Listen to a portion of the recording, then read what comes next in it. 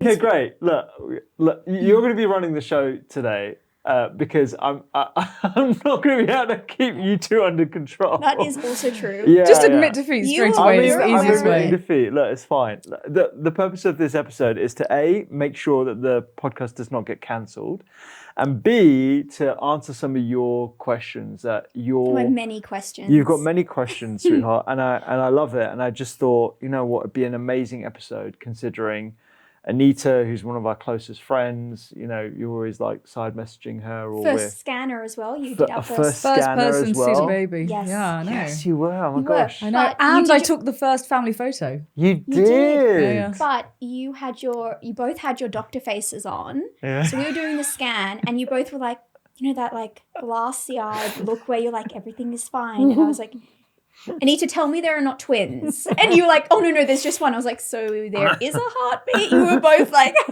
it was so funny. Yeah, it was great. It's definitely a whole other dimension when it's one of your best friends, I have to say. I can imagine. And I think it does actually highlight why you shouldn't really have friends as patients because it's a lot of pressure. I know. Because I get that as well. Like just, you know, outside of a baby coming in and getting involved, like when I treat patients, whenever I give advice to friends, I always fear like, you know, any repercussions on the actual relationship. Yeah. That's kind of awkward because we asked Dr. Mene, Anita's husband, to help deliver the baby. So he can, Mene, you can tap out at any point. Yeah. No, he can tap out. Help deliver. That's a little bit different situation. He can be photographer. I'm photographer. Don't give him my job, You're please. overseeing stitching work. Yeah. The best handiwork. The best handiwork. Yeah, exactly. Okay, so why don't we kick off by? Oh, it's already out of control. It's already. Yeah, I'm trying to bring this back. Stay on task. Yeah, so I'm trying to get this on track. So why don't you tell us about your experience thus far, Rochelle, and Anita? You can. I don't even have to ask you to chime in. You're going to chime in with your own experiences and your thoughts on this as well. Yeah. So how many weeks are you now? I'm 36 and a half weeks pregnant right today. Yeah. So we're expecting a baby in 3 weeks. Okay. As well. So, I mean, I have to say, I think there is an element of luck to it because I have had, touch wood, quite a healthy, relatively seamless journey. And it is certainly not what I expected because I think you both know, and I've had lots of conversations with you after you had your twins, I was terrified. I am the worst patient at the best of times. You are. I'm not a good sick person. And actually vomiting, I have a phobia of it. I don't know what the name of that is, but I definitely have that. So the idea of being ill was terrifying to me, but pleasingly, I was relatively okay and I've had quite a manageable experience. So I'm very, very grateful. But I also recognize that's not everyone's experience. And there doesn't seem to be like any rhyme or reason as to whether you get sick in your first trimester and to those that get sick throughout the whole period. Yeah. But it's been relatively fine. I've had some low blood pressure, a bit of dizziness, and only one fainting episode. But it was on like in a health clinic. I was lying on the bed and I fainted, and actually it was quite relaxing. So it couldn't have been better. It couldn't have been like a better place for that to have happened. Yeah. I really can't complain to this point. Yeah, no, that's great. And like, you know, like you asked me to caveat right at the start of this, not everyone's experience is going to be like that. Yeah. It's not going to be plain sailing. This is like, you know, your N of one experience. It's yours. And we're not saying necessarily if you do exactly as you did. No, of course. That, you know, it's going to be seamless and plain. And it's not to say that if we were to have another child, it would probably, from what I hear, everyone's like second pregnancy or third or however, they're all very different. Can be completely different, right? Well, so I don't know if it comes down to just hormones or like how you manage stress or just luck of the draw at that point. But so far it's been okay. But Anita, you have had twins as well fairly recently. Yeah, nearly 2 years ago now. It seems recent. like 15 years ago now. What was your experience like? Well, I think I have to say that being pregnant myself was very humbling after looking after probably thousands of women in their pregnancies over the last, 10 or more years, actually. And it's interesting because like people often, as you kind of alluded to, like expect that because you're really healthy or, you know, you look after yourself, then your pregnancy is going to be absolutely fine. Yeah. And so often people are like, oh, well, you're really healthy, you'll be fine. And actually sometimes you're not. Yeah. And if you're not, it doesn't mean that you've not done something or you're not kind of like doing what you're supposed to be doing. And I think that I was very at peace with kind of, you know, okay, I'm pregnant, my life's not going to be the same. But what I found really hard, and I had to really kind of like wind in my social media use during the pregnancy, was just kind of like comparing myself to other people. Yeah. Because there are so many like really incredible, inspiring accounts out there. People who, you know, like working out all the way through the pregnancy, like, you know, doing all sorts of really fun things and like cooking loads of amazing food. And I was just kind of like, oh my goodness, I just need to get myself home and then I'll probably eat my food in the bath and then like just go to bed. And I hated it because I love exercising. Yeah. And I just really could not for the first, I don't know. I mean, I barely exercised in the whole pregnancy, to be quite honest with you. And I really didn't expect that of myself. Yeah. And it was hard because it's something that I actually enjoy. And like, that's when like me and you would hang out, for example, Rupi, or like, you know, that's my time for myself. And I was just so exhausted and I just couldn't. And yeah, it's just like part of you's been taken away, isn't it? Yeah. It's a big part of your identity and also what you do for like mental health. Yeah, well. totally. So many other sort of changes at that point. Yeah. Not being able to exercise is just another thing on the list of you already feeling tired and exactly. probably also and feeling tired because you're not able to, your body's used to getting a certain level of activity. Yeah, totally. And I just felt so sick all the time. And I was really lucky because I never actually vomited. I just had the most overwhelming nausea all the time. And I know we're going to sort of go on to this, but I don't know. It's really interesting because obviously, you know, I spend every morning when I go to work, I do my ward round and the patient says, oh, you know, I feel really sick. And I'm like, yeah, okay. You know, it's not because I don't care, but it's something that somebody says to me every day. All the time, and then it's just that kind of feeling of like, oh God, I actually feel really sick all the time. So that was really hard. And yeah, I just had to stop comparing myself to other people because I knew that, you know, I had a really, really busy job. So I am generally exhausted most of the time anyway without being pregnant. And you're on your feet a lot as well and you're operating, etc. So that's like really hard to do. I find it really like the prospect of being ill in like the first trimester is what you commonly sort of hear. Like, I don't know how women do it, and amazing that they do, like commuting into work, pretending everything's fine when they've also not told anyone, or they feel most likely that they don't want to share until things are sort of a bit more certain. I know nothing's a given, but like that's a lot of pressure for you and a lot of stuff that you have to deal with on your own and sort of like paint a smile on. I remember, well. I think, it's so weird. Did I tell you I was pregnant in White City House Gym? And I remember me and you had gone to like a TRX workshop thing. Yeah, I remember that. Yeah. And I felt so sick. Yeah. And I was so exhausted. Yeah. And then there was Rupi all like, like, how you doing? On Saturday morning. And I was just like, please just put a gun to my head. And honestly, and then I was like, waves of nausea, and then like Rupi was just bouncing off the walls, and I was like, gosh. And then I'm fairly sure that's when I told you, and I was just like lying on some foam roller, just like, please, somebody end it, roll this over me. Well, what you said about like removing social media, like you go through periods of time where you just delete Instagram, which I think is super healthy. I do, but it's really weird because that first week you end up scrolling whatever other apps you have. So I find that I'll scroll LinkedIn because that's the only other social media, and I hate the LinkedIn platform. So you really get nothing. Hey, sometimes we're sponsored by LinkedIn, guys. Okay, so Mitch will cut that. So you do scroll other platforms, and it's like, so it is kind of like what your brain is used to seeing, like, and your eyes are used to seeing those flickering images. But sometimes I go off it.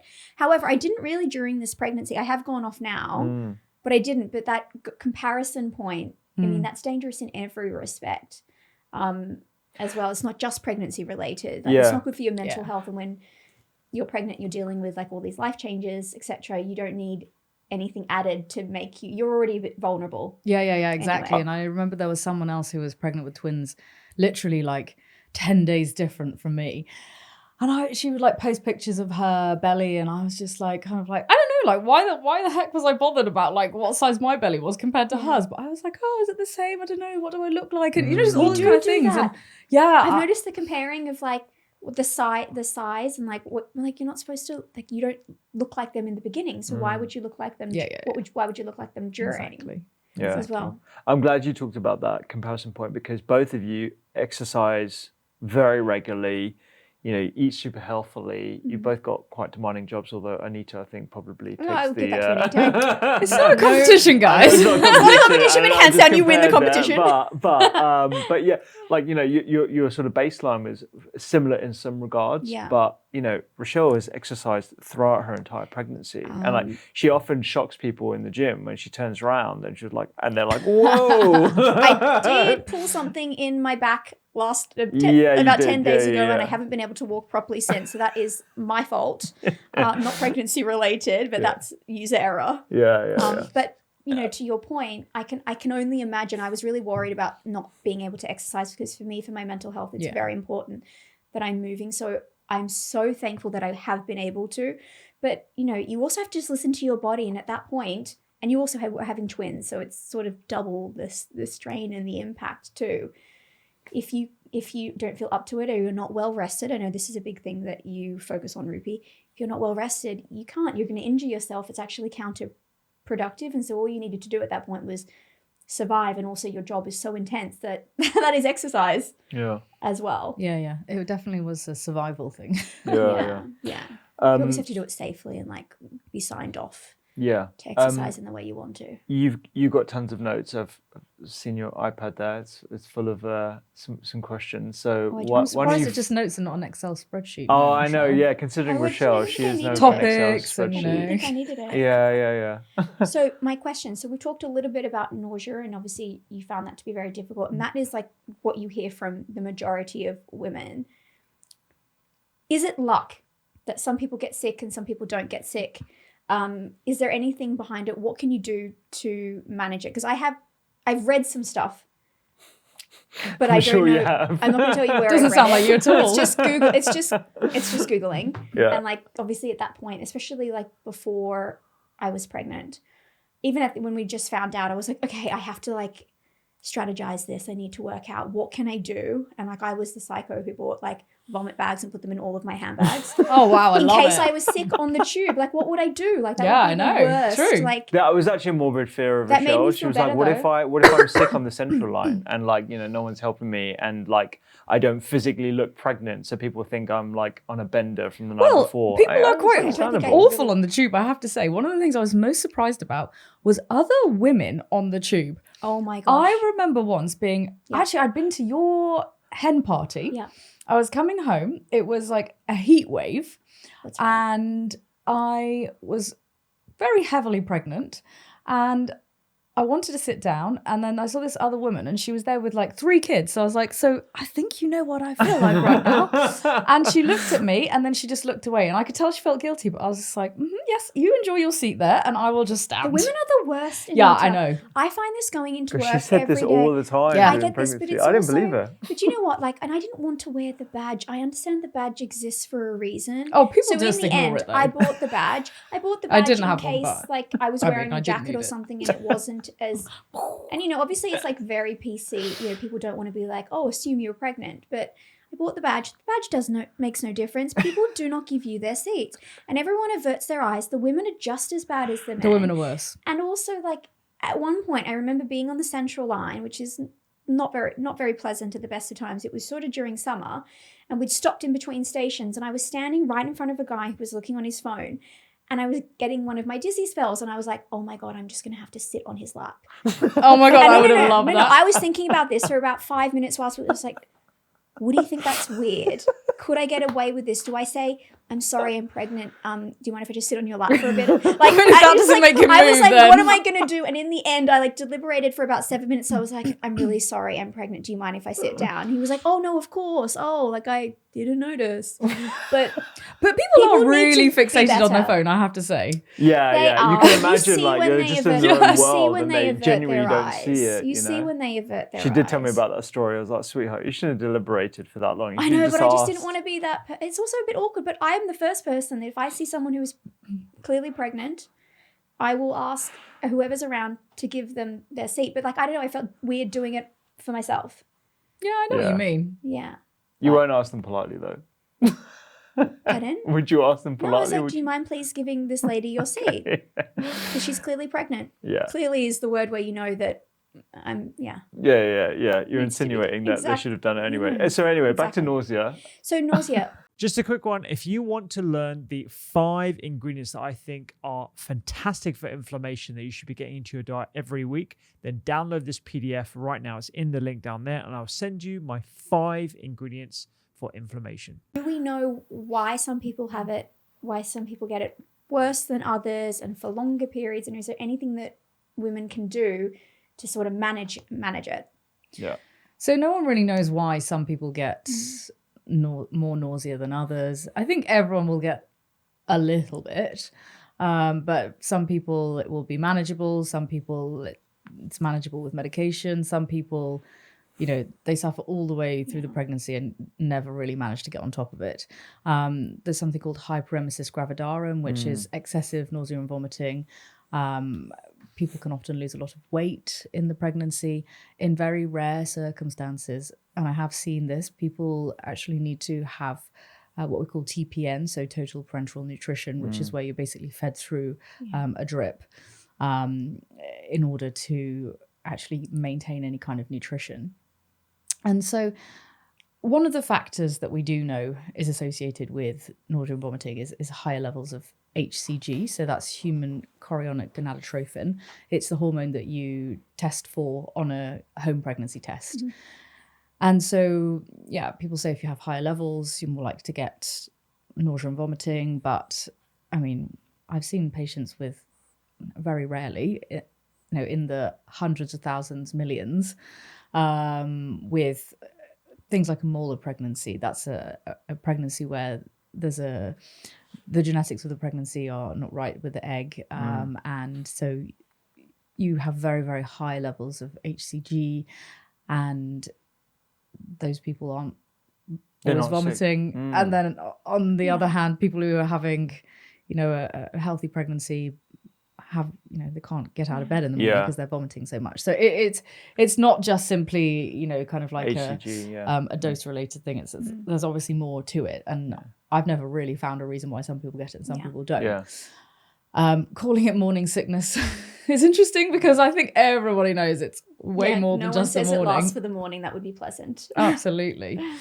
I definitely found that mine was worse in the morning and I'd wake up feeling sick. And so I ended up just taking medication for it. I was taking an anti-acid medication and then also a couple of anti-sickness medications because I just needed to get through it. Yeah. And so I would set an alarm half an hour before I needed to get up, take my medication, then go back to sleep.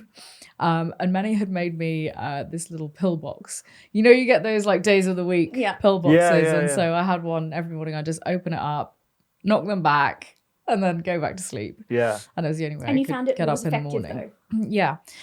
But I think it can be worse in the morning if you are hungry, you have low blood sugar. And that's one of the things that lots of people say snacking frequently really helps because you don't want those kind of like peaks and troughs of blood sugar. So that can be really helpful. I don't know what you've found. So I had read something about the blood sugar levels, and I had done a continuous glucose monitor a few months earlier, just by chance. And so I knew what spiked my glucose. So I was really conscious because I went in there, I was like, carry sick bags with me everywhere.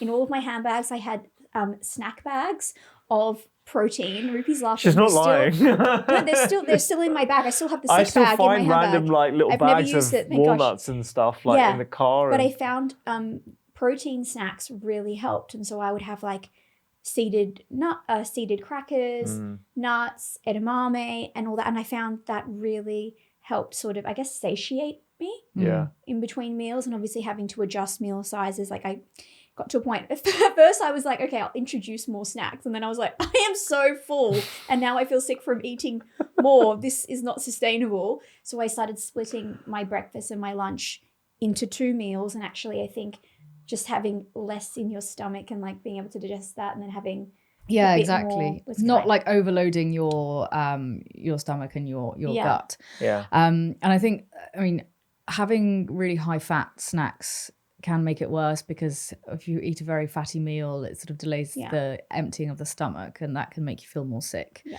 I think also the thing about feeling sick is that obviously your appetite massively changes. And so I always used to have this, like, it's a Greek recipe. Sorry, it's not from the Doctor's Kitchen app.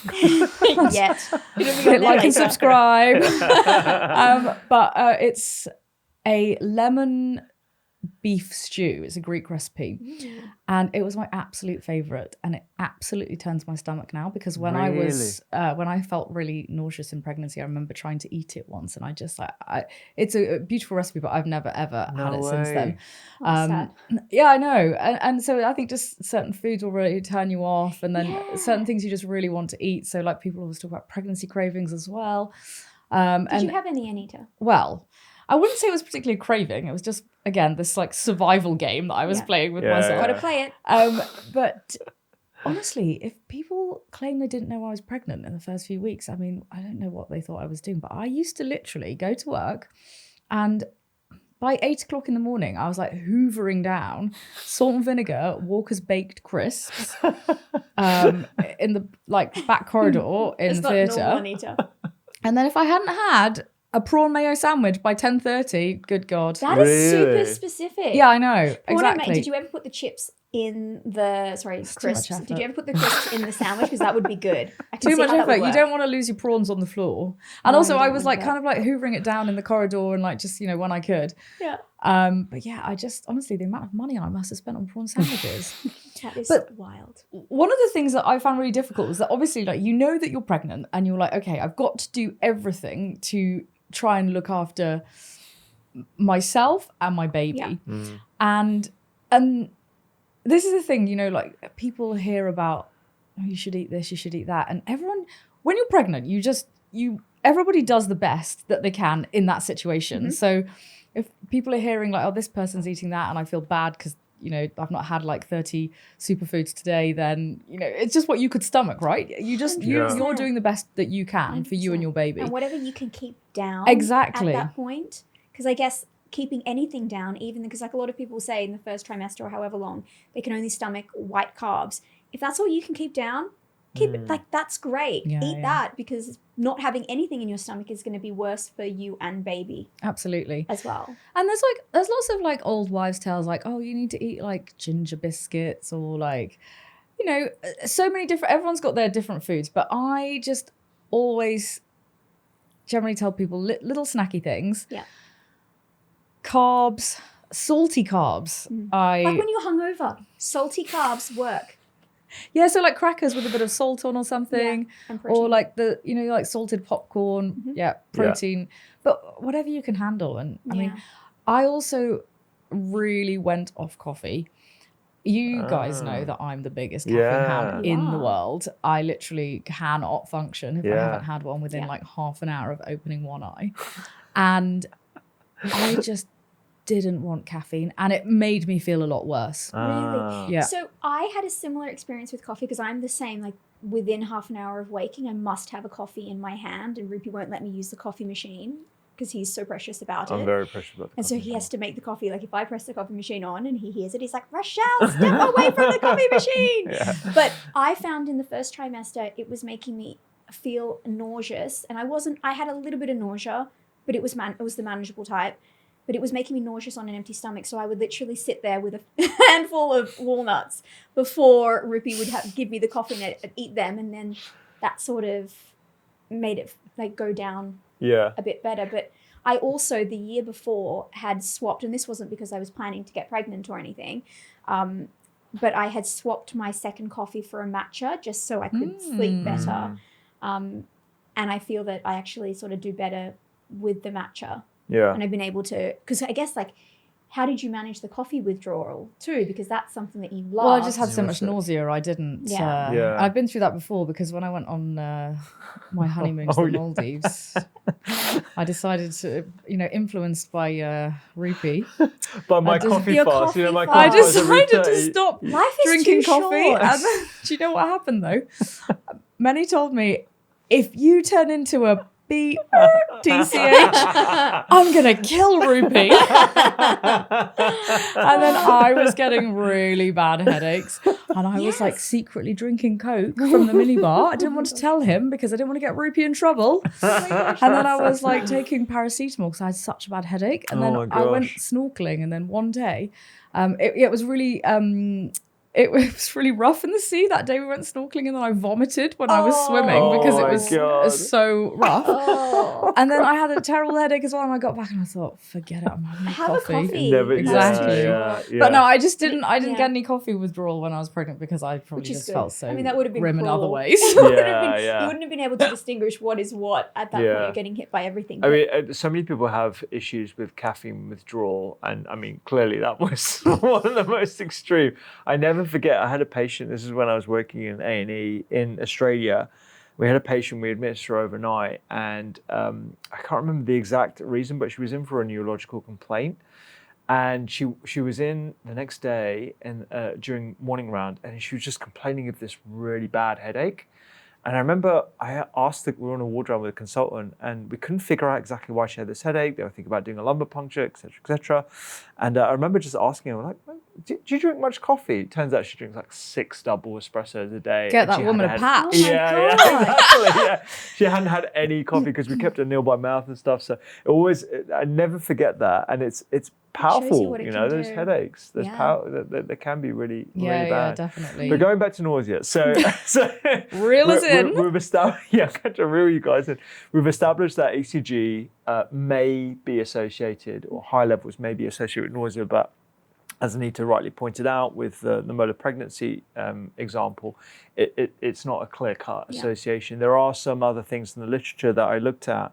Estrogen, progesterone fluctuations may contribute to nausea, vomiting, pregnancy. Also something called growth differentiating factor 15 that I can't admit that I've ever come across before. That might be associated. Also leptin. So there are some studies that have found that increased leptin levels. So if leptin and ghrelin. So ghrelin's like the hunger hormone. Okay. The way you remember it is ghrelin makes your tummy grumble, and leptin is the opposite. Sure. So high levels of this leptin might be related to nausea and vomiting in pregnancy. And there is a suggestion that genetic factors may also play a role as My well. mum was really ill with me. She was. says I was a challenge from the start. Yeah. And she was really, really ill. I don't know if she had HG, but they wasn't diagnosed as much back then, but she was really sick throughout. So I was petrified that was going to happen to me. But the other thing I read is vitamin B6 may be helpful. And so I started taking a high-dose vitamin B complex. Vitamin B6 You're already on a supplement that you vitamin found B me. complex anyway. But we went specifically for a higher one that had high amount of B6 in, yeah. Throw everything at the wall, see what sticks at that point. So one thing I will say about supplements and things is that so lots of people take like a kind of generic pregnancy supplement, and it's a multivitamin in most cases.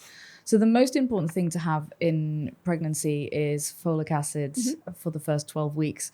Some people will be advised to take it for the duration of the pregnancy. For example, if you are having a twin pregnancy or you have a higher risk of neural tube defects, various reasons, you might be told to take it for longer, but that's the most important, and also vitamin D.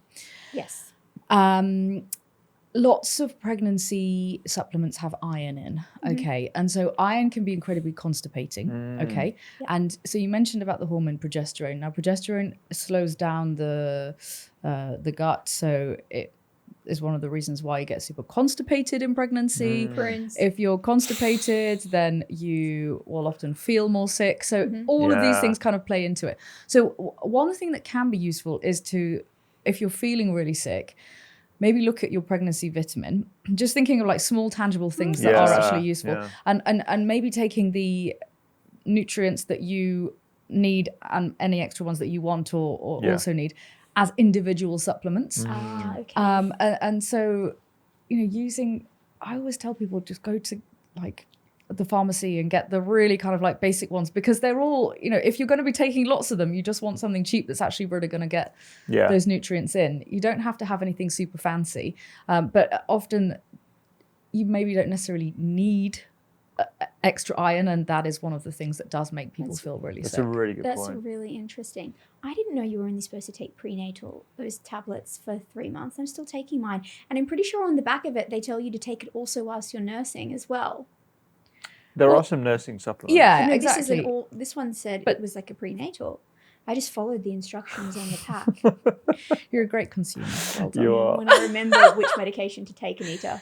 No, I mean, you can take it, but with all of these kind of supplements in pregnancy, it's what you feel comfortable with. So, I mean, you need it in the first few months, but then if you want to continue taking it, that's absolutely fine.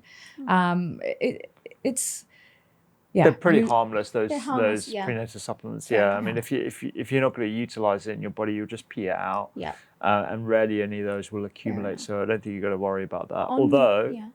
I was going to say on the nausea, because I want to ask about pregnancy probiotics as well, because I've seen some that are marketed specific for that. But on the nausea, and keeping in mind, we've spoken about blood sugar levels as well. People say that, when you feel sick, you can have some ginger. So I was having like ginger tea. I didn't think it was that effective. Then people were recommending gingins, those like little sweets, but they've got really high sugar in them. So I found this like raw dehydrated ginger. Now I'd have to assess. I literally would sit there and be like, how nauseous do I feel? Is it worth me eating this? Because it's like a hit in the face. Like, it's really quite aggressive. But it was immediately effective. But Really? you really had to toss up. It was just some brand I found on Amazon. It was just raw dehydrated ginger. Good gosh. But it had no sugar in it. It would literally work within minutes, but it was revolting to have. Sometimes a lot of ginger makes me feel really sick, because I had a turmeric shot the other day that I was not expecting to be. It was basically a ginger shot with a bit of turmeric on the side. Yeah. And someone gave it to me and I was just like, do you know what? Let's just down the hatch. And I was like, whoa, that was a lot of ginger. It's quite an aggressive. This is where some of the flavor old wives taste. tell us there is a grain of truth there. So there are some studies that demonstrate the antiemetic effects of ginger at doses of like 500 to 1500 milligrams per day. That's actually quite a high dose. So you tend to get that from extracts, but certain people might be a little bit more susceptible to smaller doses. Yeah. So you can sort of understand why ginger, but like I've had so many instances where people are like, everyone just keeps on telling me to eat ginger and the ginger's not working. And to be honest, it won't work for everyone. No. But clearly you have some It would work for me. I had it in my in my handbags with my nuts and seeded crackers, my sick bags, I and tried my one of them. ginger. They're way too gingery But I think the point is to look for one that isn't just sugar. Yeah. Because of what you said, there is a little bit of evidence around maintaining your blood sugar levels. Yeah, and that sugar would like spike your sugar and stuff. Yeah. And just on that note about glucose spikes, there isn't direct evidence linking glucose spikes to pregnancy-induced nausea. But there might be some benefit in terms of consuming a little bit more protein to sort of keep your sugar levels stable, so you don't get those potential troughs that could be troublesome for folks. So maybe that's why that morning sickness has got a bit of a reputation, because that tends to be when your glucose levels are slightly lower. But yeah, like there isn't a great amount of evidence in this area. The other thing to say is that obviously, if you need to take medication, if you're dehydrated, you're losing weight, or if you just want to try and get rid of the sickness feeling, it's okay to use medication as well. Absolutely. Because, there's lots of medications that have been used for many, many years during pregnancy for nausea. And we do have lots of good data to show that they are safe. There's a new medication that's actually been tested in pregnant women that's been shown to be safe. But there's basically, you can have like cyclizine, promethazine, and danzatron. Lots of them are safe in the in pregnancy, guidelines yeah. for there's Okay. RCOG guideline, but where should we go back to in that one? You can just state from that. Like there are some Okay. that are in the guidelines. So there's a really good guideline from the Royal College of Obstetricians and Gynaecologists, which talks about all the different medications that have been used for many years in pregnancy for nausea and vomiting. And yes, they don't have a license to be used in pregnancy. So when we talk about the licensing of medication, it's all about the testing that the medication's been through. And the manufacturer has to basically prove things to say, yes, this medication is used for this, that, and the other. So the anti-sickness medications, majority that we have, are not licensed for use in pregnancy specifically, but have been shown over many, many years to be safe and don't have significant impact on the baby's And luckily, health. like it didn't affect you, but like you got to toss up the risk benefit profile. So if you can't consume water because you're just vomiting so much, you're losing your fluid volume, then taking those antiemetics and making sure they're rehydrating with electrolytes, etc. It's super. Make no super mistake, important, if I was ill and needed to take medication to stop being ill, I would be taking it. Yeah. Absolutely, no judgment here from Yeah. my end. But what about the pregnancy probiotics? So I was already taking probiotics, and then I was trying to work out which ones I could continue to take. And I know that some are targeted specifically for pregnancy, and they say they have special strains. Is there any science behind this, or is it just more like marketing? So there isn't too much evidence. So what we were able to dig out is a meta-analysis of randomized controlled trials. That's basically a funky word of saying a load of studies, you put them into an analysis, and then you see like if they overall trend in one direction or not. And they found that they were able to detect beneficial bacteria in breast milk. So this is postpartum, obviously. Okay. They also looked at, in the same paper, they looked at whether probiotic supplementation during pregnancy reduced the risk of total food allergy in babies. And they showed that there was a very small risk reduction.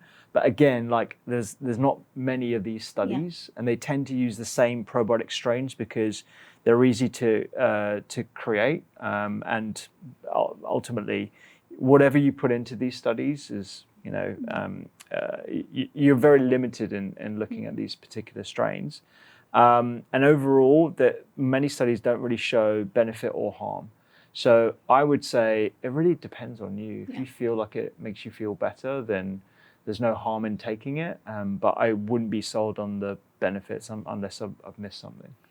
Yeah, so I think that a lot of the probiotics on the market find specific bacteria that have been, found in people who have a certain condition or a certain disease. And so, for example, this one bacteria, people who have complications in pregnancy, say a premature baby, they have lower levels of that bacteria. So then what people do is they make a supplement and say, well, our probiotic supplements this bacteria, so then theoretically you shouldn't have a preterm baby. And I have actually got colleagues who are doing some really, really interesting research looking at using probiotics in pregnancies, but at the moment they don't have really robust data to say, yes, this is what the probiotic is that you should be taking. So what I'm trying to say is that a lot of the data is very heavily extrapolated. And just because people had less of a bacteria with a pregnancy complication doesn't mean that you taking it is going to make your pregnancy safer or better. So I obviously, PhD relating to the vaginal microbiome, I love all this kind of thing. I'm really interested in probiotics, and my dream would be to actually create really, really effective probiotics for a lot of gynecological health issues. So it's not that I don't believe in them at all, but I personally think at the moment we don't have very much data to support the fact that everyone should be taking them. If you feel comfortable taking them, great. But actually, I think we should be concentrating a bit more on trying to get them in our diet. Yes. Because actually, when you look at the things that have the really good probiotics and also prebiotics. So remember, probiotics are microorganisms that are ingested to result in a health benefit. And then prebiotics are basically the food for these bacteria. I think that if you eat all of the things that have the really good pre and probiotics in, then you're going to be having a really great diet. Yep. And you'll get much more of the benefit. So like really good fiber, all these products tend to have lots of phytonutrients. So, you know, good chemicals that are going to support our health. From another perspective, if you're having like fermented like dairy products, for example, then you've got lots of calcium and vitamin D. So you're getting other things. So maybe actually having them as a whole food. And again, please see the Doctor's Kitchen app. Exactly. Then, you know, is there like a drop-down menu in the app for like pre and probiotic foods? Not, but if you type in probiotic, you'll get some of the foods that we have recipes for, and it's like, you know, things with kimchi and kraut and kefir and all that kind of stuff. Huh? I ate a lot of them. You do actually, you know, because deliberately though. But I also I wanted to know more so around the probiotics, whether I needed a specific one because I was already taking one. But this goes back to like something we were talking about earlier, like your immune system being slightly compromised, and that's why I guess making sure you've got like the right foundation in your diet can only sort of help. Well, generally your diet is super healthy because you, because I married you. Doctor's kitchen wife, but B, you're very cognizant of your diet anyway. You always have like your BBGs, your beans, berries, greens, seeds and nuts every single day. I mean, that's just, it's like second nature for you. But then you also supplement that diet with kimchi, like I know you love that brand. Eaten Alive. Oh, that is amazing. That stuff. That is good stuff. Love them. The purple with scrambled eggs on that amazing bread that you always have. Yes. Do you know I now make that bread? Not an ad. Ask Rupi. I make that bread. Rochelle makes that bread every week. And I am also someone like I could make my own pesto, but I can easily buy it. So I'm too lazy to do that. But I make that bread every week. Also, I'm gluten free, and that bread is so delicious. And we were talking a little bit before about pregnancy constipation and stuff, like making sure you get the right things in your diet and you're really conscious of that. I've made an effort to make it's so easy. Yeah, totally. You should link the recipe. It's the recipe is on your Instagram, isn't it? It's on Instagram, but it's also on the app as well for free. Yeah. So we have a whole bunch of recipes that for free. That this bread, isn't though, the whole podcast about the app. No, it's not. It's not. But like what you should eat, but because you're immune, so you're talking about like fermented foods, etc. Yeah. Talking about probiotics, because I found I kept going down. Like normally if I get a cold, I'm partial to the common cold. Shake it off in a day, maybe a day and a half. I was going down for a week at a time. I probably had 3 or 4 colds that floored me for a week in my first trimester and maybe even into the second trimester. So why is your immune system compromised when you're pregnant? I'd love to know that because it feels a little bit, just on the face of it, counterintuitive. I would have thought you'd have superhero powers. Well, superhero powers are used in other domains, should we say? Yeah. No, it's very simply, it's so that your baby doesn't get rejected by your body because it's a foreign object. So you need to slightly, and it's not very nice to think of your baby being a foreign object, but you know, it's a way of protecting you to say. a baby. And that's why, for example, when some people have autoimmune conditions, actually find that it slightly gets better sometimes in pregnancy. So yeah, there you That's go. Amazing. I did start taking a high dose vitamin C as a result because I was like, I can't go down every time I catch a cold. Yeah. Because that was like, yeah. Well, it's really interesting because there's this like emerging evidence around the gut placental axis. I mean, there's a gut something axis for everything. I know the gut's got a finger in every pie. It's got everything. Yeah, it literally does. Lots of opportunities. And it's where the metabolites produced by your gut microbes may actually reach the placenta and shape the baby's immune development. So whether or not probiotics will have an effect on that, it's hard to say. But because you're getting so many prebiotics into your diet, you're actually helping with your microbes, and that's helping baby's immune system. But that would also help with your own immune system as well. But I guess what Anita said about like the fact that from an evolutionary standpoint, you are growing a quote unquote foreigner inside you. That is so wild. So you don't want to like reject that foreigner. That would be the unintended consequence. Yeah. Wow, it's fascinating. Really, it's know, really it is, fascinating. Yeah. And the other thing that came to mind, I don't want to forget, because I think this is going to be really useful for you. If you start a probiotic company, you should call it Mitra's Microbes. Oh my gosh, that's amazing. Well, there we go, guys. I'm genius, going guys. home to trademark it. That's it. Podcast's over. Well, before this Mitra's goes live, Microbes. otherwise, yeah. That'd be amazing. This just came to me, and That he was would like, "I'm be- really interested. One of my dreams is Have you to be a taken your M&Ms today? yeah, your M&Ms. That is I so love great. That's really cool. it. Okay, now I'm love that. derailing it. Go on, you go for it, Suli. So another question. So we have been doing our NCT classes. We've just finished them. And I asked the question, not from the context, from the the perspective of what everyone else was asking, but I wanted to know, is there any fact behind foods to induce labor? Because I don't want to induce labor because I'm having an elective cesarean. So, people talk about like dates and pineapples and spicy food. And the midwife who was running it was like, no, there's nothing behind this. They're all sort of old wives' tales. Do we have any evidence on whether these are working? Because I'm certain women are doing these things. Oh, yeah, They're I'm taking them sure, by yeah. the taking them when they get desperate at 42 weeks and they're like, why am I still here? Yeah. Well, I don't think there's any evidence, unfortunately, that any of these things do, because otherwise, in like countries like India, everyone would be going into like preterm labor, wouldn't But is they? that a Because tolerance? Yeah, they yeah. eat Then my spicy question food, but is that a tolerance thing? Because their tolerance level is higher.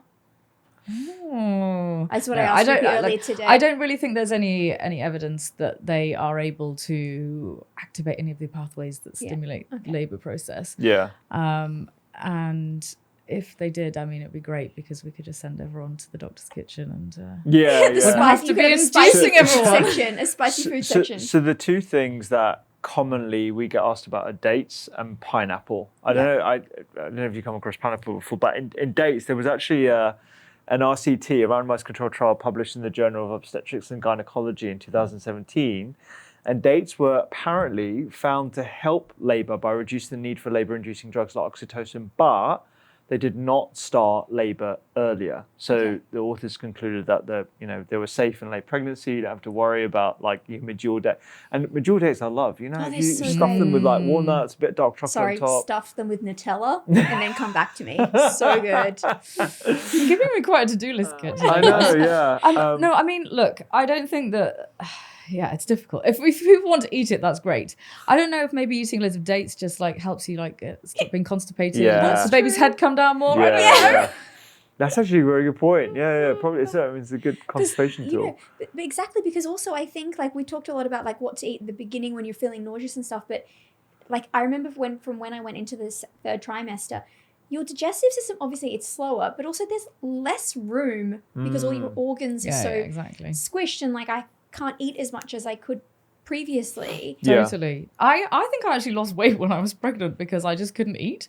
And I remember going on holiday and just being I just felt so full. And how many weeks was I? I think I was maybe like, I don't know. I don't even think I was like 30 weeks. And I just thought, I feel like But I'm you going had to two. burst. No, I know, but I still had like how many weeks to go? Yeah. I thought I was going to burst. And I thought, how am I going to make it like through the rest of this pregnancy? Yeah. And I remember being on holiday in Greece and I had ice cream for dinner on 2 occasions. Yeah. And then I remember, oh my gosh, this is embarrassing. I don't even know why I'm saying this. Please say it. I came home towards the end of the holiday. So it went for 2 weeks. Towards the end of the holiday, I felt so ill and I used to have to go and lie down every afternoon. I felt really dizzy and I was just kind of really exhausted. And I thought, oh gosh, I'm anemic. And I'm really scared of needles. Okay, so I thought, shall I do a blood test while I'm here? And I thought, no, because if I'm anemic, then I'll need to go back and do the blood test again because I'll need to see I'm anemic and I'm not having an extra needle. So no, just wait till we get back. So came back from holiday. It was a bank holiday Monday. And I went and had a blood test at work. I literally had to be not held down, but, they knew that I was really nervous and I was kind of like having my verbal diarrhea when I was having my blood taken very, very painlessly by one of the amazing healthcare assistants in the maternity assessment unit. And I texted the junior doctor who was on call and I said, just please, can you keep an eye out for my blood test results? I think I'm anemic. I think I probably need to come in for an iron infusion, Fine. So go home, have a nap, wake up from the nap. Oh, I've got a notification on my Patient Knows Best app telling me that my hemoglobin was 142. Okay, that is ridiculously high. That's great. I've never seen a pregnant woman with a hemoglobin of 142. What were you eating? Well, this is the thing. I'd eaten ice cream for dinner. Oh my God. Anyway, So then the person who I told to look out for my blood test result, she called me and she's like, "Hi, just to let you know that your hemoglobin." I was like, yeah, fine, thanks so much, bye. I'm really embarrassed. I literally like could barely like handle her telling me how high it was. And so I was like, great, okay, I'm just really, really tired. Yeah. And then my friend who was my obstetrician, he was like, "Anisha, I've just seen you've had this blood test." I was like, yeah. Can we just kind of like skip past I that? don't need to go through It's fine. I can interpret them. He's like, "Did you just eat steak the whole time on holiday?" I was like, "Tom, I ate ice cream for dinner twice." Anyway, he basically said also, he's like, "I've never really seen a pregnant woman with such a high hemoglobin, specifically someone with twins." It's like, okay, well, good. Let's just skip past that and let's get on. Nice. So I was just exhausted. Yeah. I mean, you would be. You're feeding twins. Fair enough. And also, you're probably there over the summer as well. So it's also like the heat. Yeah, it was hot. It's a lot. And also, because we were in Greece for our baby moon, and 35 degrees is my optimal temperature as an Australian. That hit differently when I was like 29 weeks or so pregnant. That was like 55 degrees. They thought I was just on fire the whole time. So it affects you. Yeah. It was too much actually. And to be honest with you, we didn't go to Greece the following summer when the twins were not quite a year. I just couldn't face it. I just had such hot memories of that summer. I just thought, no, do you know what? We're not going this year. But you were able to have ice cream because it's sort of like light. So I've gone back to smoothies in the morning. Definitely. Not every day, but it's just an efficient way to like get some vegetables in and get some protein in and stuff, because you just have less space and like, oh, I'm supposed to be eating more calories. And at the same time, you're like, your organs are all squished up. You're not that hungry. Yeah. But you also don't want to get to a point of feeling faint and ill. So it's just kind of like... To be honest, it's been a bit of an eye-opener for me. Just like, obviously we know that when you're growing a baby and your organs are going to get squished, but like just because I know how much you generally eat, and it's not a load. No, but I have a good appetite. You have a good appetite. And the fact that you can't really finish your meals properly and so you want to, it must be really frustrating. It is frustrating. And just on that calorie note, like, on average, women need to consume around 200 to 300 extra calories. And this sort of like myth of eating for two is something that we should be a bit careful exactly. of as well. I don't think my diet's changed that much, but I'm just trying to eat. Because if you give someone the license to, I need to eat more calories, they need to be good calories, right? And you need to think like, is this going to support the baby? Well, myself and my health and the baby as well. They can't be empty stuff like, but if I want a pizza, I'm going to have a pizza. That's right. But I mean, at the same time, I think just eating intuitively has worked best for me. And if I'm hungry, I will eat. I didn't have any cravings though. I was eating a lot of cold, crispy Pink Lady apples. With peanut butter, but I like them not pregnant. That's constantly in our fridge. Cold, crispy apples. But I was like, they peanut have butter. to be Pink Lady and they need to be cold. I once tried when Rupi brought some home one evening, and this must have been in the first trimester or second trimester. But I'm not going to call this a craving because I like them just as much pre-being pregnant. But he brought them home and I was like, well, I need to make it cold quickly. I'll put it in the freezer. That does not work. It was frozen apple. It was no, because obviously I didn't let it freeze, but it just went like mushy. Exactly. It was no good. It really has to be in the fridge. So I always try and give the twins a great snack. peanut butter on apple slices, and my daughter just licks the peanut butter off and then hands me the plate back with her like saliva coated apple slices. She's so proud of herself. For mummy, but that's a good protein snack as well. I ate a lot of those. Definitely, yeah. Just to round off this whole like foods to induce labor off, I'm trying to keep you guys on track here. Sorry. So the pineapple myth, again, there's no real evidence that eating pineapple can start labor. It contains bromelain, which is thought to stimulate contractions, but the amount of bromelain in pineapple is way too low. Pineapple's safe. There are a few things that may be effective natural methods to help induce labor that we actually learnt about during our NCT classes. That's nipple stimulation. That's the... I tried to block so much of that NCT class out of my head. As someone Rochelle's who is so naturally She's like, I don't want to know any of these things. I just like, I'm trying to not do these things. I had this little voice next to me, like anytime like anything icky or anything vaguely medical came out, I just hear this, I'm really like the most squeamish person. So But yeah, okay. nipple stimulation, that's the only method with strong scientific evidence supporting the effectiveness to increase oxytocin levels, which can help start contractions and labour. And then there's walking, there's sexual intercourse as well. It's the last thing you would feel like doing, but- heavily pregnant and having your nipples tweaked. Like, I could think of nothing worse. Well, you know, everyone's different, I Everyone's guess. different. Yeah, everyone's different, Rochelle. Another thing that I find, well, I had from my personal experience and from some other women I know who are pregnant currently, is low blood pressure and like these dizzy spells. Like, is there anything you can do to manage it? Because as I would tell Rupi, I'm like, I will have eaten recently, I will be sitting down, and then all of a sudden I get dizzy. And it lasts for about 5 minutes or so, and you sort of feel like you're out of body at that point. So I'm like, I'm not hungry. It's not like blood sugar or anything. It's sort of unexplained. So is there anything that you can do in that moment or to prevent that? I mean, it sounds like you're doing all the things, you know, like sitting down, elevating your legs, drinking plenty of fluids. I mean, I wear compression stockings most days when I'm operating, but definitely in pregnancy, I found them quite useful because, you know, keep the blood moving. Do a lot of surgeons do that? Wear compression stockings when they're I operating? don't know, I've not really asked people about their sock That's actually a fashion, really but good maybe I point. should do a survey. Yeah, you should do a I don't know. survey. I wear them because I just get really painful calves. Like cramps? Yeah, I get pain in the evening. I'll sometimes be trying to sleep and I get really bad cramps. Actually, that's one I've thing had that that. happened in pregnancy.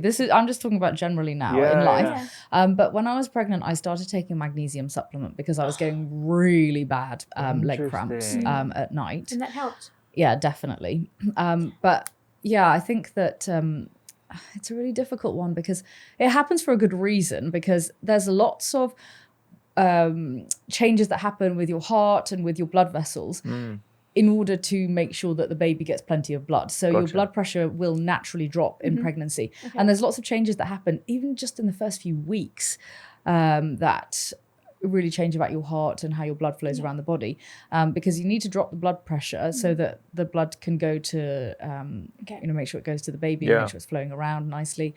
And it's something that has to happen to keep the baby safe. And Just want to hope you're not walking when you get dizzy. Yeah. What were seems you to be good, taking in terms of the magnesium? Was that, do you remember what type of magnesium? Is it citrate or glycinate? one that doesn't make you have diarrhea. Which one's I that? take citrate because I've always taken magnesium. I'm not a very good sleeper. I always take magnesium before bed, but the calf cramps, the pregnancy calf cramps, it's so painful. It's so painful. Yeah. Yeah. I found it definitely made a difference. Yeah. Well, I was already taking them, so. Also, good old magnesium bath never does anyone any harm. Yeah. Yeah, Hang on, yeah. are you supposed to have baths when you're pregnant? Yeah, you can do. But again, that if you have a really hot bath, that can make you feel really More dizzy and dizzy. feel really Yeah, unwell. yeah. So, but you can definitely have a bath when I you're didn't know. I pregnant. thought baths were a no-no, and saunas they get because they raise your internal body temperature. Yeah, saunas are a no-no, but I miss a sauna. yeah, I know you do. Yeah.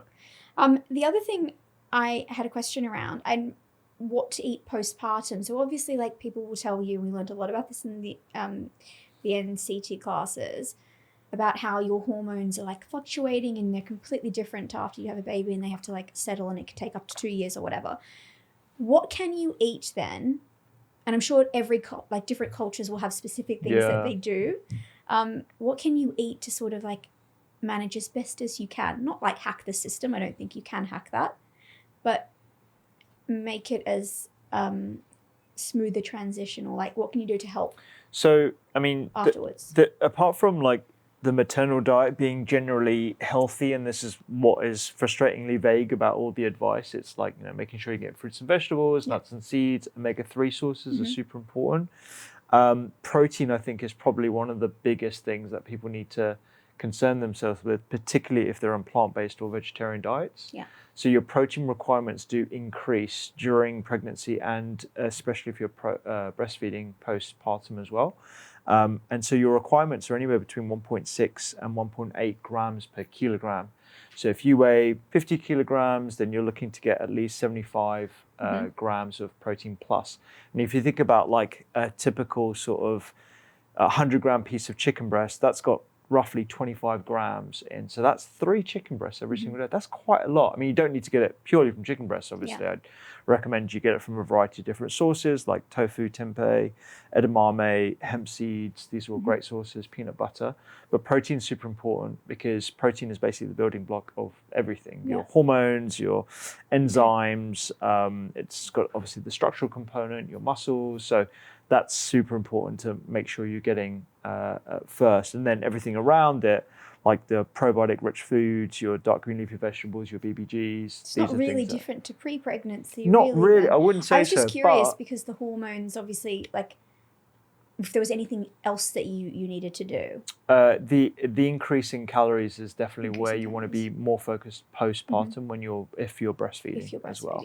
So the other thing I would say is just kind of like from a more like practical point of view as well, is that my best advice if you're having a baby is have some food prepped in the freezer. Yeah. Oh yes, that's our task for this weekend. Yeah, because you Previous just task. like, you're not really going to feel like cooking, and there's so many other things that you're doing. But also remember that you're going to be tired because, you know, your baby's going to be waking up in the night, and so you'll be sleep deprived. And then when you're sleep deprived, your hunger cues are all over the place, and then you kind of want to eat maybe like less healthy things, and that's obviously okay, but you know, you want to make sure that you've got something that's going to be healthy on hand. Some of my friends had their third baby a few months ago, and I wanted to get them a gift, but I knew that, you know, when you're having your third baby, you basically got every baby gadget out there. And so I basically said to them, like, for the next 6 weeks, I'm going to cook you something every week. Oh, that's so lovely. That's so sweet. I made like a massive... You're already the world's busiest person, and you have your little 20s. So well, I really like cooking, and you know, lovely. look, I'll be honest with you. You guys know I'm not ashamed of it, but I do have someone who cooks for me every week, so I don't really cook very often because it's the only way I can find to survive. I'm not bankrupt myself on delivery. Other meal delivery apps are available. Meal prep. Deliveroo is my favourite when Rupee comes around after he's been doing a photo shoot. But exactly. So I just like cook them something every week. That's so nice. And That's it was really amazing. fun because I was like, oh, what can I put in here that like is going to be really healthy but like really nice, and something that's going to heat up really well. And then also like finger foods. So one of my friends, as you know, has a really cool cheese company called the Cheese Society. Yes. And so when my friends have babies, I always send them a box of cheese. Especially the unpasteurized type that they can't eat during. Well, yeah, and also because it's just such a good like one-handed meal. Yeah. You know, you have it with some nice crackers. And then, you know, just also thinking about other things that you might need after you've had a baby. You know, everybody, Rochelle, close your ears here, but everyone's going to bleed a little bit when they give birth. However you have your baby, there's going to be a little bit of bleeding. So, you know, you want to kind of think about like getting some good iron into your diet. That's a good idea. So that's another thing to think about. Protein for healing. Again, whichever way you've had your baby, there's going to be some healing to do with the body. And also lots of people talk about having oats when you're breastfeeding because apparently it helps to stimulate milk production. People talk about Guinness as well, but you know, maybe you can make a Guinness oat cake. I'm not sure. But I mean, I think just kind of like having a good stock of things in the freezer. And then lots of kind of like snacky things.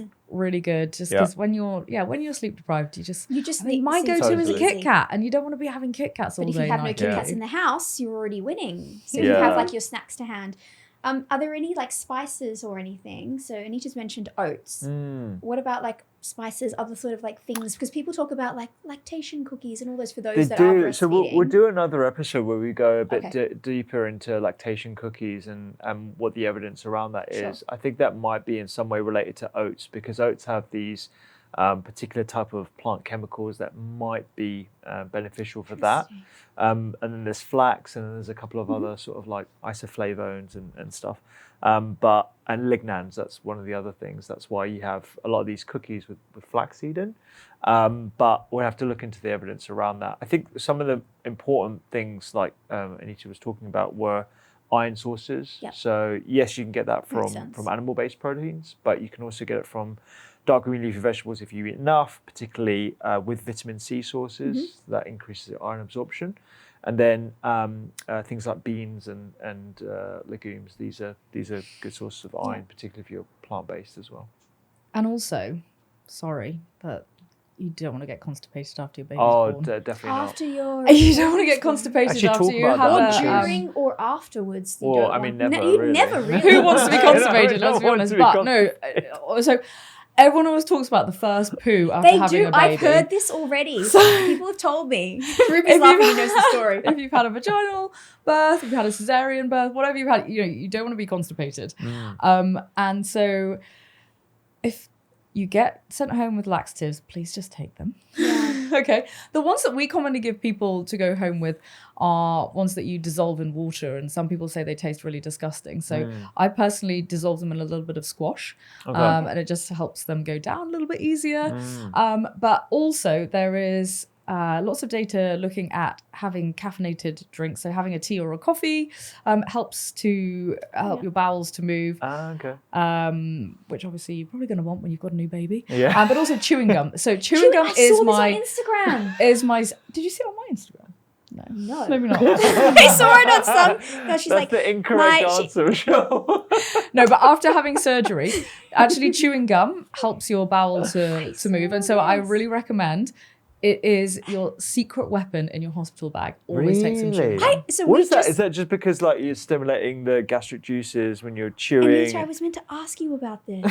Yeah, so I think it just stimulates all the... Okay. It's as if it's telling your body that you're eating. And there's actually...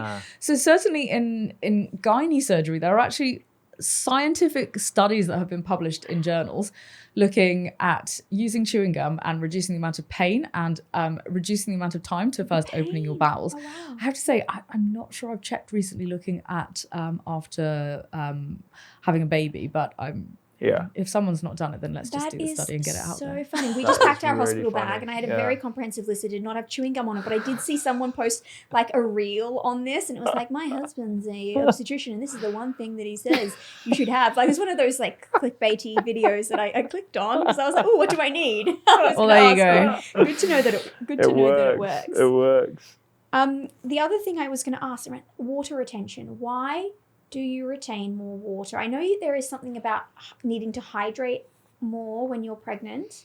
Well, the amount of fluid in your body increases, and so your blood volume actually increases by up to about 50%. Wow.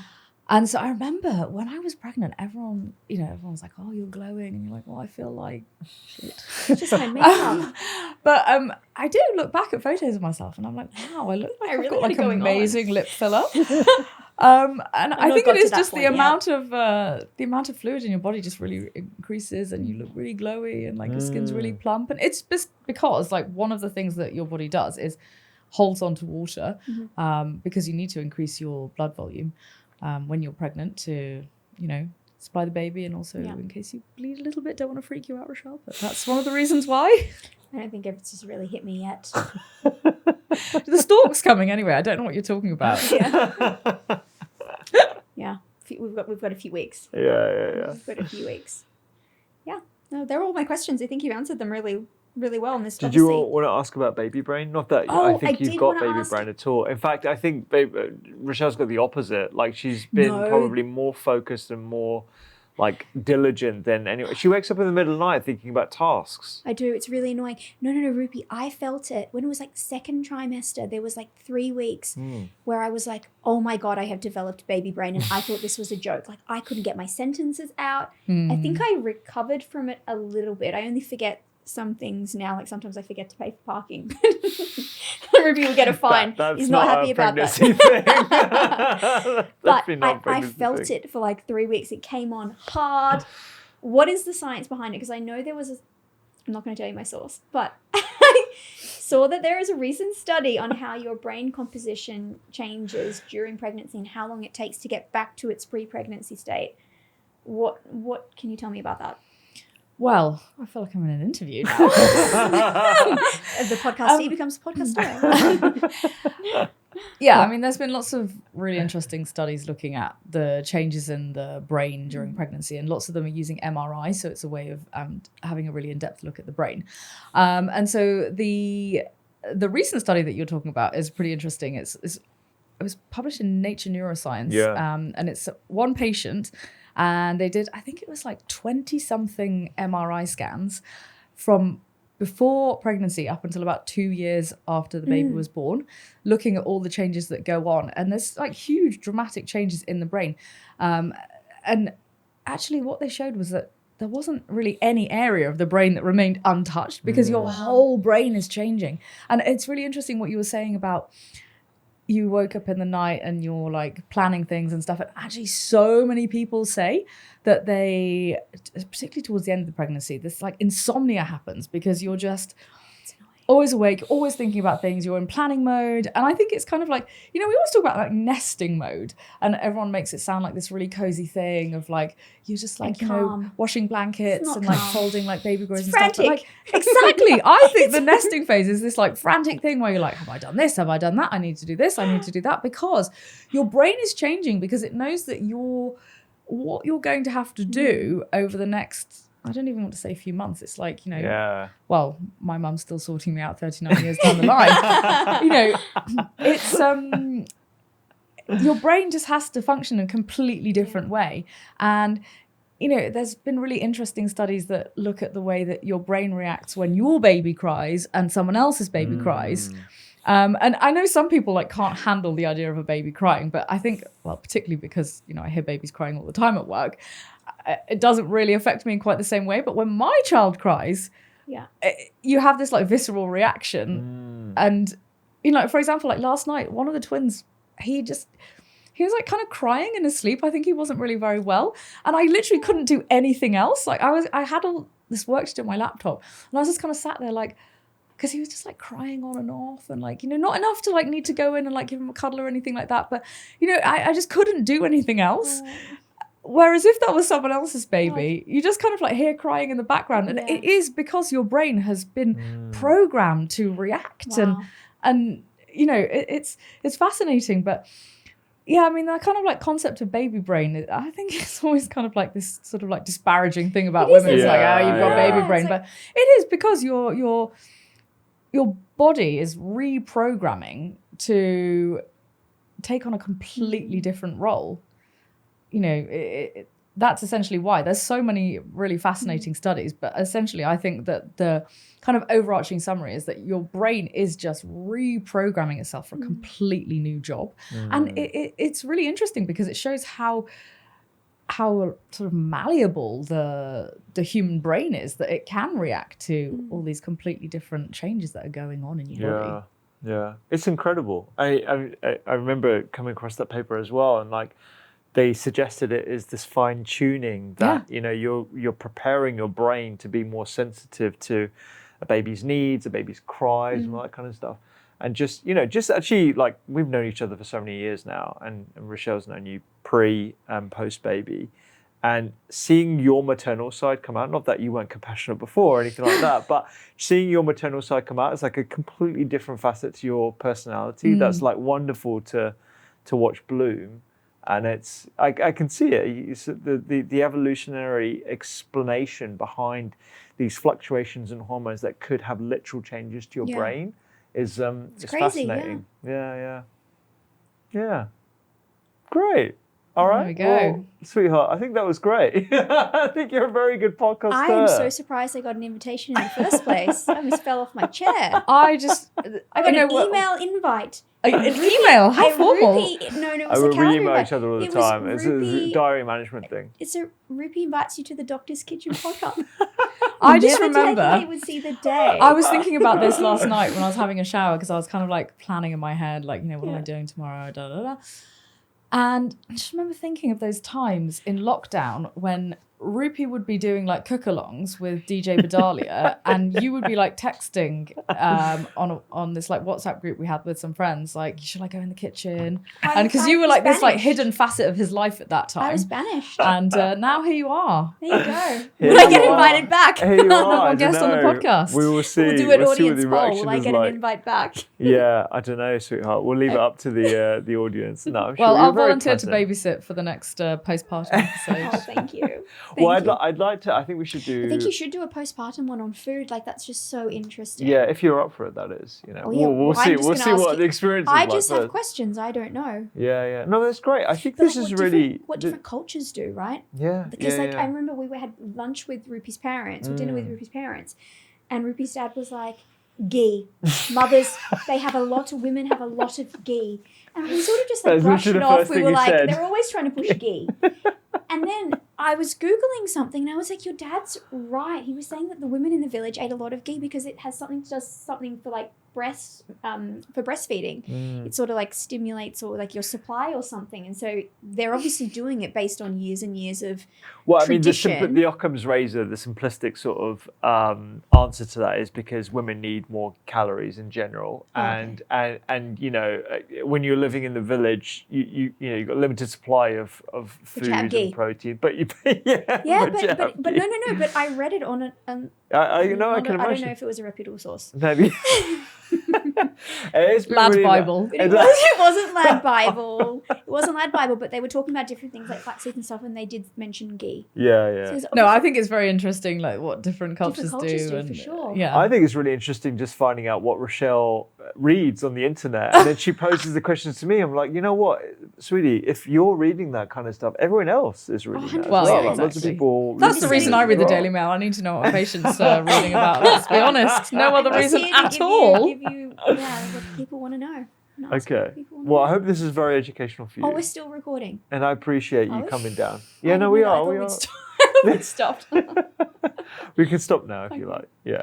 Thank you, Mitch. I just kept it rolling. I thought we'd stop. I thought we'd switched at that point. Oh, That was so much love fun. it. Can you Did you please like- edit out the thing about the nipple tweaking? Because I am. I've got it noted down. Yeah, I thank can- Oh, you didn't want to say No, that? no, Like, I don't. one If you're interested in improving menopause symptoms using food and lifestyle, we've done a deep dive into foods and drinks and lifestyle measures that you can use today to improve menopause symptoms. You can check out the video right there.